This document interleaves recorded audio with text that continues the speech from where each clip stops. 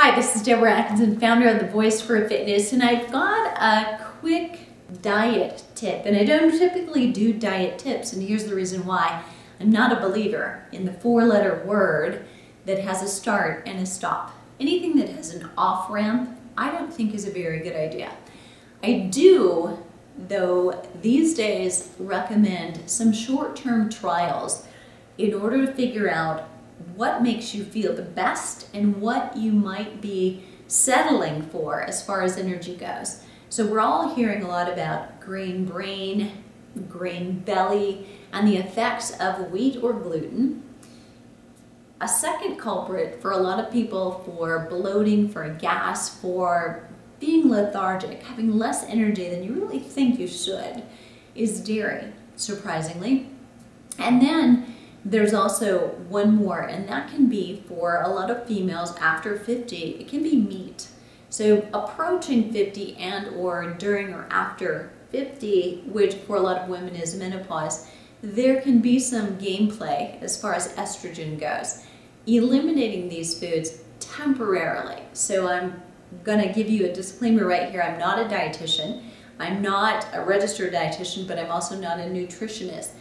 But I have worked with people who eat for 30 years as a part of their fitness and their health and their wellness program.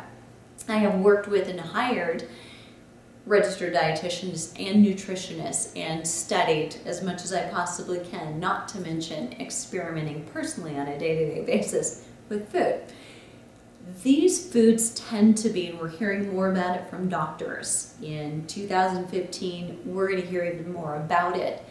Eliminating those foods temporarily and then introducing one at a time back into your diet after you've given yourself 2 to 3 weeks to actually say, okay, well, how do I feel now? Do I have more energy? Is my digestion better? Do I have less bloating? Do I have less gas? Am I just overall feeling better, even sleeping better? So with a food allergy, you're not necessarily going to have your eyes water, you're not necessarily going to have itchy, watery eyes or have your nose run or be sneezing. But allergies form inside your body to create inflammation. And you may have some of that, and that may be a part in your block to losing weight.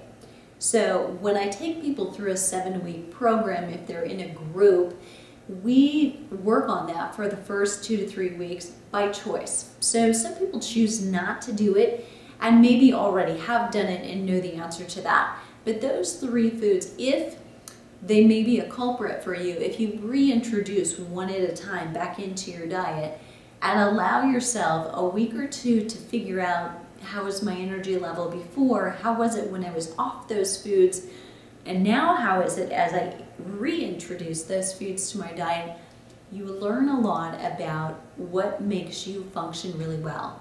What made you function at 20 or at 15 and at 30 may be different than what makes you feel good now at 50 or 55, depending on what you've eaten in your lifetime habits, whether you have the right enzymes, whether you're digesting well, whether your stress level is affecting how well you digest your food. All of those things are factors. And so maybe time, if you haven't ever done that, to experiment with that. If that was helpful, or if you have more questions, click right here and leave a comment below so I know how you're doing and I know what you're thinking. And I'll see you on the other side.